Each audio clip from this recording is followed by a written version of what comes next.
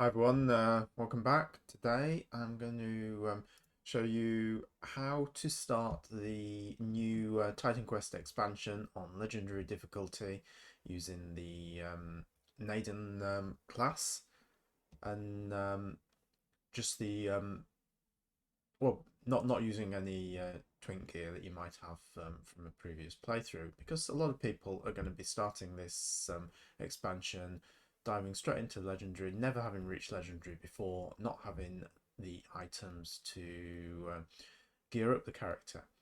Now, so when you start, you are given a character at level 70. You get a couple of loot boxes um, right at the start, which give you these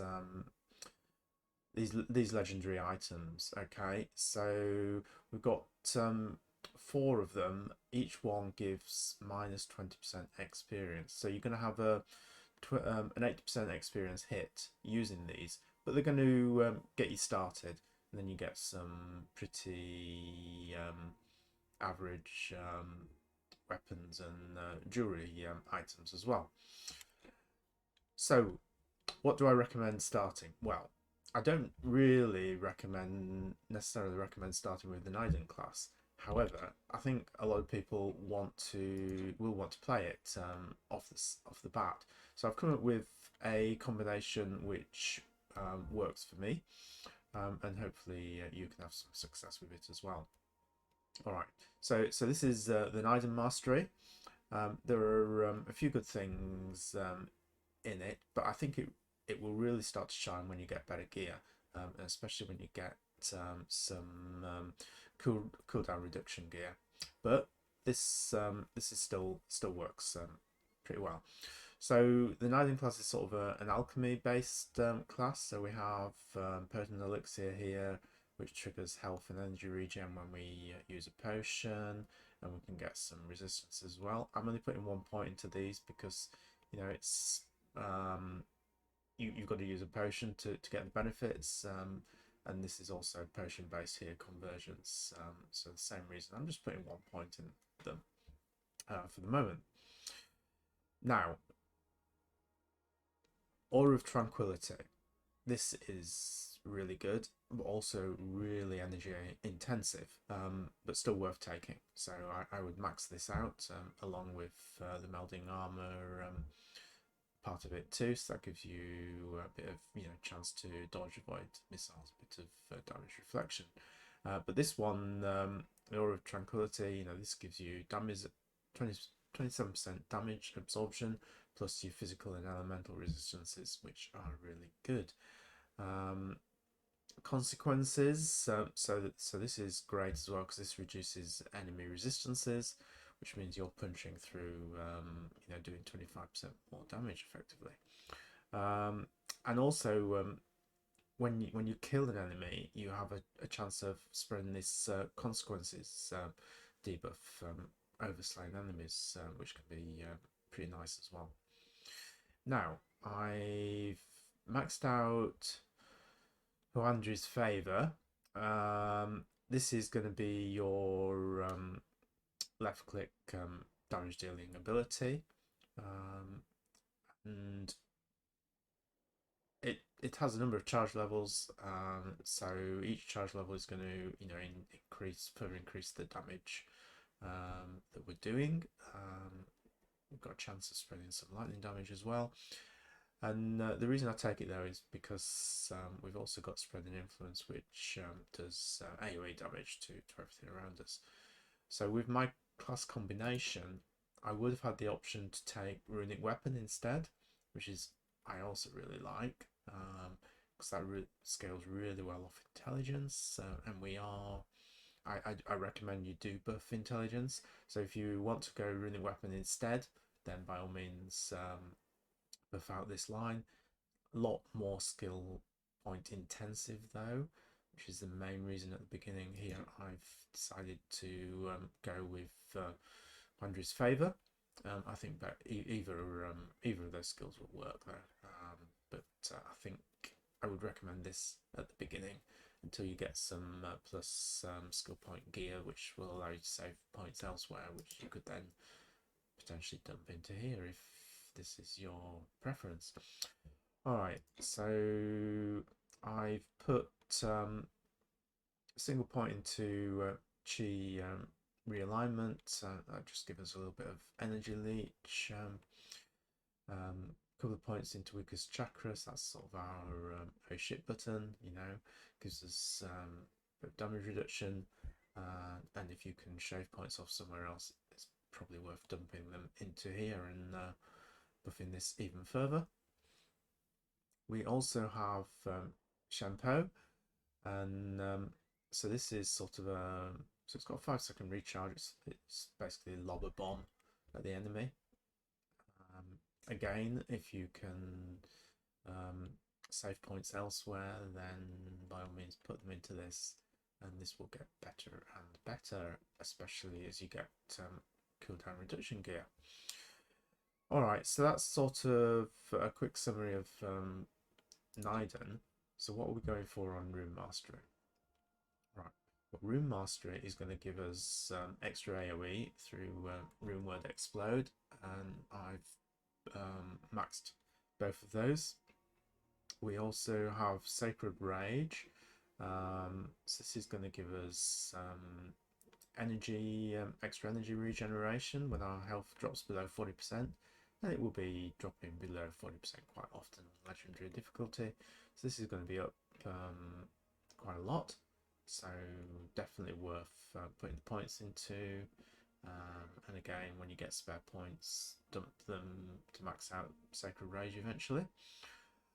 We have Energy Armor. This is very energy intensive, you know, costs a lot of energy, but it gives us, you know, very nice damage bubble, so worth taking. Alright, so Rune Word Absorb. I'm going to be using a shield, so take this. If you want to go dual wield, then take Reckless Offense instead for extra damage, but at the beginning we haven't got the equipment to support dual wield, so you know, go shield. So you get shield recovery time, but also energy absorption, which is going to keep our energy topped up.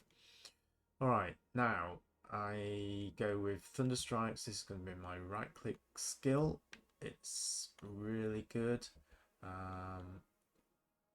It's excellent if you go a runic weapon because you've got the extra intelligence which buffs it even more, but your Henry's Favour also buffs it, because sort of the difference between the runic weapon and Henry's Favour is effectively Henry's Favour is buffing your total damage percentage, while runic weapon is buffing your elemental and intelligence. So effectively, you know, you either way you get a big weapon damage buff, which is going to help you.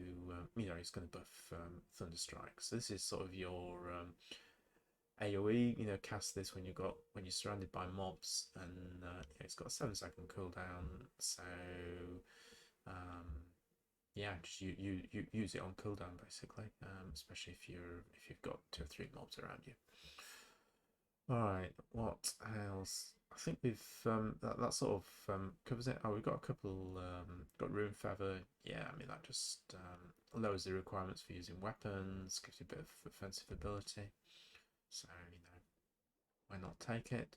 And then Rune of Life, which gives us some extra resistances, movement speed, strength. Got to cast it, what is that, every 10 minutes? So you've got to remember to keep it up, which is a bit of a pain, but yeah, it is what it is. Alright, so let's go in and have a little bit of action. Alright, so you see we've cast our bubble. Alright, we're going to go in and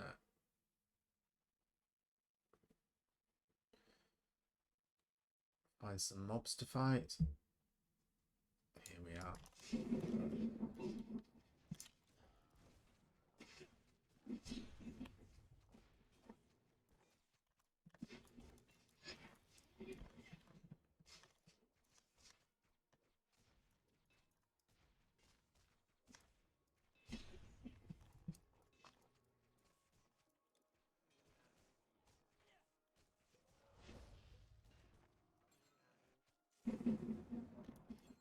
Okay, so you can see we're able to hold our own with these enemies without too much trouble.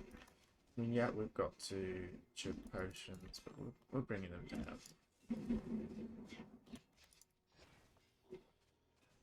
And see there, you see our energy is maintained through, you know, our energy leech. And archers are not our friend, it must be said.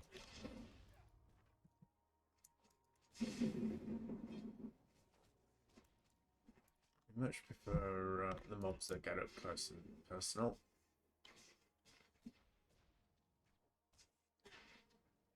There we go. Okay, so they're down.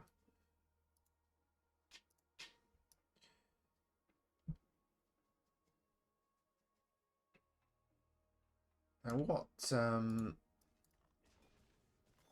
I recommend you do at the beginning. So when you first come in here, there's a few mobs in here as well. I'd gone in there already before this playthrough, just cleared them out. But you're going to come into this room here, and we have two portals. So we've got a portal to Hellas that takes us back to Greece at the beginning of Legendary difficulty. We have a portal to here to Corinth, which takes us to the beginning of the Ragnarok expansion. But we also have a portal out here, so we can come back to the Summer Palace here whenever we want. So what you should do at the beginning, just take these portals, head to Greece, and grab the portals at each of those locations. The one in Greece here, and the one in Ragnarok at Corinth.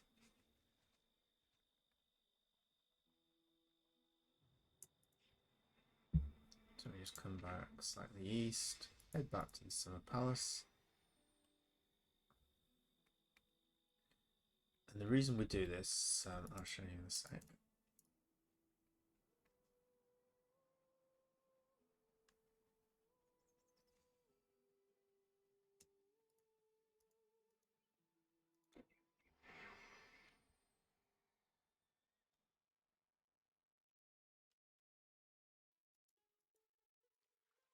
Okay, so this is Corinth, which normally you would have to beat Hades to get here, but it's quite nice that they give you the option to start the Ragnarok packs. With your legendary hero. So there's your portal. Just tag it. Just makes it easier if you want to come back here from somewhere else. Then you want to head down here and talk to this character here. So he will open a portal into Tartarus, which you want to take. Then once in Tartarus, you want to immediately exit the portal, and this takes you to the starting city for Atlantis. Okay, so we're in Gadir again. We just come up here, tag the portal, and then we've got this character here where we can buy legendary, epic, and normal orbs for well, we're going to buy the legendary orbs basically, so you're spending 5 million gold for each one you buy. But you start off with 15 million plus a bunch of items, some of which you're going to sell. So you're going to be able to buy probably 4 orbs off the bat.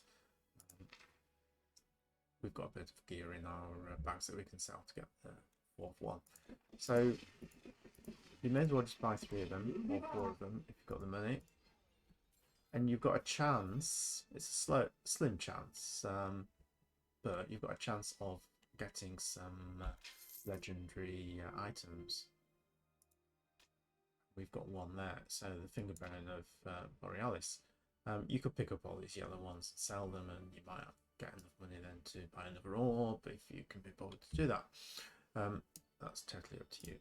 Alright, but fighting weapons. Look at them. we set off with all these blue items as well, which we're not going to use for this particular character.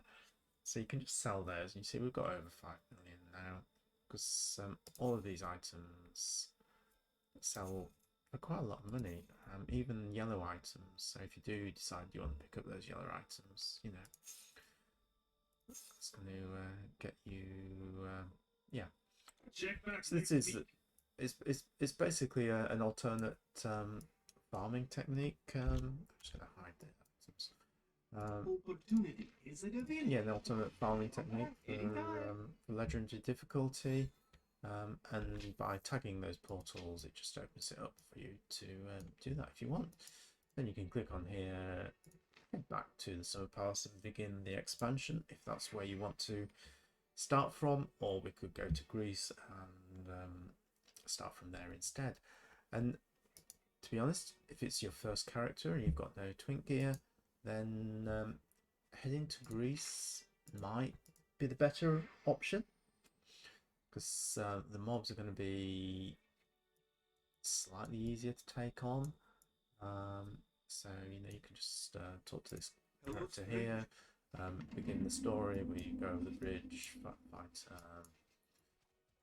you know, a satire boss down here, and so on. And you can basically just run through all these mobs, because remember, we're not really getting any experience because of the gear we're wearing.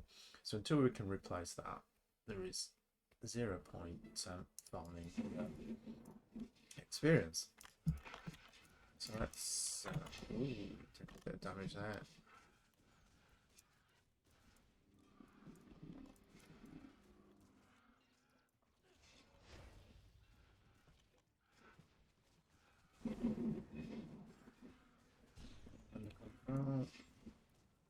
Wait.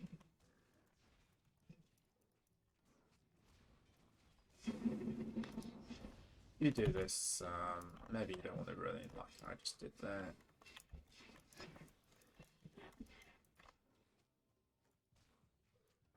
Lost our order, haven't we?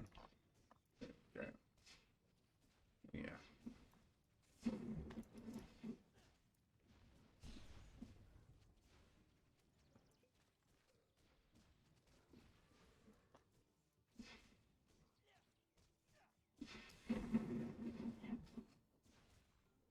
Let's just try and get rid of some of these archers. So that would probably better concentrating on the boss.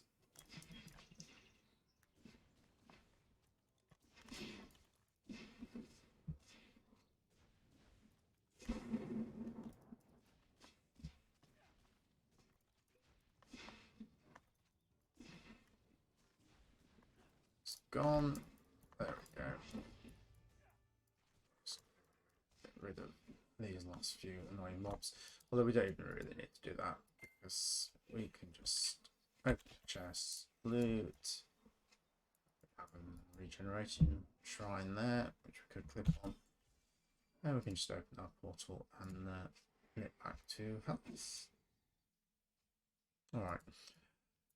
So yeah, if it was me, I would probably start working through the campaign here in Greece until I get to one of the mini bosses, maybe the one just after Sparta, which isn't very far away, and then farm him for a little bit, so he has you know, nice chests you can open, and you've got a chance to get some legendary loot there, or you can go on a little bit further.